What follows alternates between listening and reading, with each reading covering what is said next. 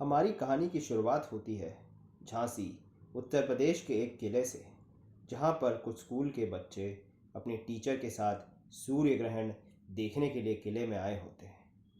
यहाँ पर दीक्षित सर अपने साथ आए हुए क्लास के बच्चों को चश्मे बांटते हैं, जो उन्हें सूर्य ग्रहण लाइव देखने के लिए मदद करेगा। सभी बच्चे अब सूर्य ग्रहण देख रहे होते हैं। तभी हमें दिखाया जाता है कि निमिषा अपने क्लास के बच्चों से अलग होकर किले के ऊपर वाले हिस्से में फ़ोटोग्राफी कर रही होती है। निमिषा फ़ोटोग्राफी उस हिस्से में करने चली जाती है जहाँ पे जाना सख्त मना है। अगले ही पल हम देखते हैं कि निमिषा को फ़ोटोग्राफी करते हुए दीक्षित सर देख लेते हैं। हम देखते हैं कि निमिषा उस जगह चली गई है जहाँ लोगों की बलि दी जाती है। तभी सभी बच्चे वापस जाने की तैयारी कर रहे होते हैं और दीक्षित सर पाते हैं कि एक बच्चा गुम गया है और दीक्षित सर को याद आता है कि निमिषा अभी तक वापस लौटी नहीं है। तभी निमिषा की कुछ सहेलियाँ दीक्षित सर और निमिषा को लेके मजाक उड़ा रहे होते हैं। दीक्षित सर निमिषा को हर जगह ढूंढते हैं और निमिषा पागलों की तरह बाल खोल के घूमती रहती है। फिर हमें दिखाया जाता है कि निमिषा जो पागलों की तरह इधर उधर घूम रही थी, उसको एक आत्मा ने अपने वश में कर लिया है। फाइनली दीक्षित सर बहुत मुश्किलों के बाद निमिषा को ढूंढ लेते हैं। तभी निमिषा दीक्षित सर के कान में कुछ कहती है जो हमें तब बताया नहीं जाता। इसके तुरंत बाद निमिषा अपनी बात कहते हुए बेहोश हो जाती है और दीक्षित सर उसे स्कूल वैन में बाकी बच्चों के पास ले आते हैं। फाइनली हम देखते हैं कि सभी बच्चे अपनी घर की ओर निकलते हैं, पर निमिषा की तबीयत ठीक नहीं दिखती और अगले ही क्षण हम देखते हैं कि निमिषा की सीट में वही आत्मा उसके साथ बैठी रहती है।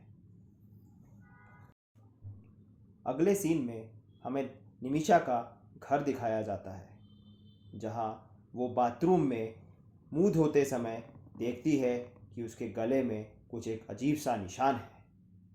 तभी उसकी माँ उसे आवाज़ देती है और कहती है कि मेरा आज बहुत बड़ा केस है और मुझे जल्दी कोर्ट रूम पहुँचना होगा। तुम अपने भाई बहन को देखो कि वो स्कूल जाने के लिए तैयार हुए या नहीं। निमिषा देखती है कि उसके भाई बहन ने अपना स्कूल बैग अभी तक जमाया नहीं है और वो उनसे कहती है कि अपना स्कूल बैग जल्द से जल्द जमा ले, वरना स्कूल वैन निकल जाएगी। तभी निमिषा की माँ उसके रूम में आती है और कहती है कि तुम लोग अपना ख्याल रखना, मैं जल्द से जल्द वापस लौट आऊँगी। निमिषा की बहन उससे पूछती है कि आपके गर्दन में ये निशान कहाँ से आया? आप जब किला में गए थे तब से ये निशान आपके गले में है। निमिषा उससे कुछ नहीं कहती। अगले दिन हमें स्कूल का सीन दिखाया जाता है, जहाँ निमिषा की सहेलियाँ उससे पूछती है कि कल किले में तुम और दीक्षित सर क्या कर रहे थे? तुम्हारी गर्दन में ये निशान कहाँ से आया? और ये कहते हुए वो फिर से निमिषा का मजाक उड़ाते हैं, जिस पर निमिषा कहती है कि मुझे कुछ भी याद नहीं है, छोड़ो ये सब बातें। तभी स्कूल की बेल बजती है और हमें क्लासरूम का सीन दिखाया जाता है, जहां निमिषा अपने दोस्तों के सवालों के बारे में गौर करती है और सोचती है कि उसके गर्दन में ये निशान कहाँ से आया होगा। तभी उसकी टीचर क्लास में आ जाती है और कहती है कि आज का फिज़िक्स का पीरियड वो लेने वाली है, क्योंकि दीक्षित सर की तबीयत ठीक नहीं है। तभी हमें दिखाया जाता है कि दीक्षित सर टीचर्स रूम में बैठे हुए हैं और वहीं पांडे सर भी आ जाते हैं। दीक्षित सर पांडे सर को किले में जो कुछ भी हुआ वो बताते हैं। वहीं दूसरी ओर वो आत्मा फिर से निमिषा के शरीर में प्रवेश करती है, जिससे उसकी तबीयत खराब हो जाती है और क्लास में ही उल्टी हो जाती है और उसकी टीचर उसे हॉस्पिटल में भर्ती कर देती है। निमिषा को हॉस्पिटल में भी कुछ पैरानॉर्मल एक्टिविटी का एहसास होता है, जहाँ पर वो देखती है कि वो आत्मा ने उसका रूप धारण किया हुआ है, जिस पर वो बहुत घबरा जाती है। पर यह सब उसका सपना था। आंखें खुलते ही उसकी माँ उसके पास होती है और वो कहती है कि तुमसे ज़्यादा इम्पोर्टेंट मेरे लिए कुछ भी नहीं है। तभी दूसरी तरफ पांडे सर दीक्षित सर से कहते हैं कि तुम्हें सन्याल सर से मिलना चाहिए और जो कुछ भी हुआ है उसे उनसे कहना चाहिए। दीक्षित सर यह मान जाते हैं और सन्याल सर के पास चले जाते हैं। सन्याल सर आंखों से देख नहीं सकते थे, पर वो पैरानॉर्मल वर्ल्ड के बारे में स्टडी करते रहते थे और हमेशा किताबों से घिरे रहते थे। दीक्षित सर सन्याल सर को अपना मेंटोर मानते थे और उन्हें अपनी सारी घटनाओं के बारे में बताते हैं। सन्याल सर सारी चीज़ों को सुनने के बाद कहते हैं कि कुछ चीज़ों को देखने के लिए आंखों की ज़रूरत नहीं होती।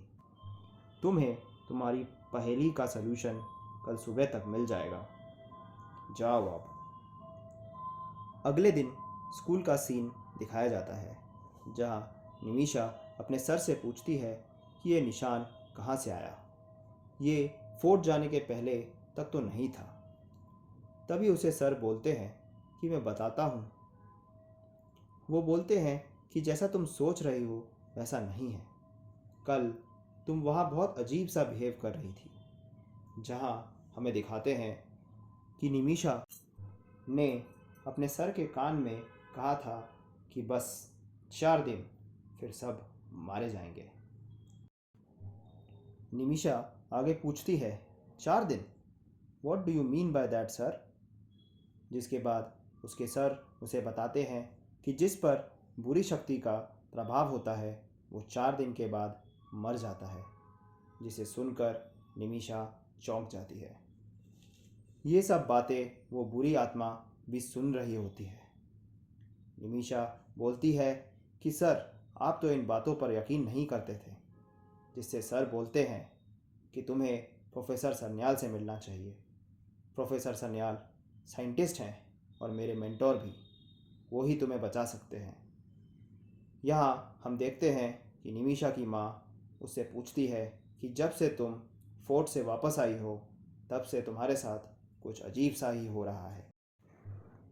उसी रात निमिषा अपने कमरे में उस बुरी आत्मा को देखती है और डर के मारे सोने की कोशिश करती है।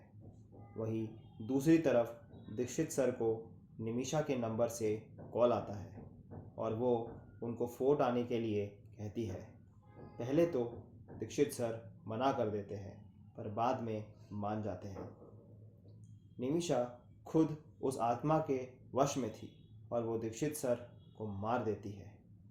यह सब उस आत्मा ने उससे कराया था, क्योंकि निमिषा की मदद कर रहे थे, जो कि वो आत्मा बिल्कुल नहीं चाहती थी। अगले दिन पुलिस को दीक्षित सर की लाश मिलती है, जहां पुलिस को पता चलता है कि निमिषा के नंबर से दीक्षित सर को लास्ट कॉल आया था। पुलिस निमिषा के घर जाती है, जहां उसकी माँ से निमिषा के बारे में पूछती है। उसकी माँ पुलिस को बताती है कि निमिषा तो कल रात से कहीं नहीं गई।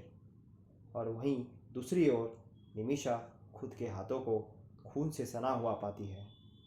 वो डर के मारे जल्दी जल्दी अपने हाथ साफ करती है। तभी निमिषा की माँ उसे आवाज़ लगाती है और कहती है कि नीचे आओ बेटा, तुमसे मिलने कोई आया है। जहाँ निमिषा पुलिस को बताती है कि कुछ पढ़ाई का पूछने के लिए उसने दीक्षित सर को कॉल लगाया था। नेक्स्ट डे निमिषा की माँ स्कूल में पांडे सर से मिलती है और सारी घटनाओं के बारे में बताती है। पांडे सर कहते हैं कि दीक्षित सर ने सन्याल सर के साथ जो बातें हुई थी वो उन्हें बताई थी और सन्याल सर ही अब मदद कर सकते हैं। पांडे सर और निमिषा की माँ सन्याल सर के घर उनसे मिलने जाते हैं, जहाँ पर हमें दिखाया जाता है कि उस बुरी आत्मा ने पहले ही सन्याल सर को मार दिया था। वो दोनों एक बुक को ढूंढते हैं जिससे उन्हें उस आत्मा के बारे में पता चलेगा। वो बुक ढूंढने के बाद वो वहाँ से चले जाते हैं। निमिषा की माँ उस बुक को घर लेकर आती है और पढ़ती है।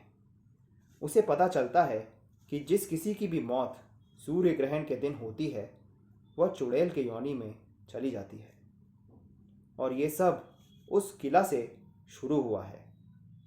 निमिषा ने गलती से उस आत्मा को जागृत कर दिया था और अब वो उसके पीछे पड़ी है। यदि उसे इससे पीछा छुड़ाना है तो उसे उसकी लाश को जहाँ पे दफन है उसे जलाना होगा। निमिषा की माँ ये ठान लेती है कि वो अपनी बेटी को बचा के ही रहेगी। उसी रात जब वो आत्मा निमिषा पर हावी होती है तो उसकी माँ उसके पैरों पर मंगल धागा बांध देती है। अगली रात वो किले में जाती है, जहाँ बड़ी मुश्किलों के बाद निमिषा की माँ उस आत्मा की लाश को ढूंढ लेती है और उसे जला देती है। इस तरह निमिषा की माँ उसकी जान को बचा लेती है। तो ये है कहानी का अंत। मैं आशा करता हूँ कि आपको मेरा एक्सप्लेनेशन पसंद आया होगा। धन्यवाद।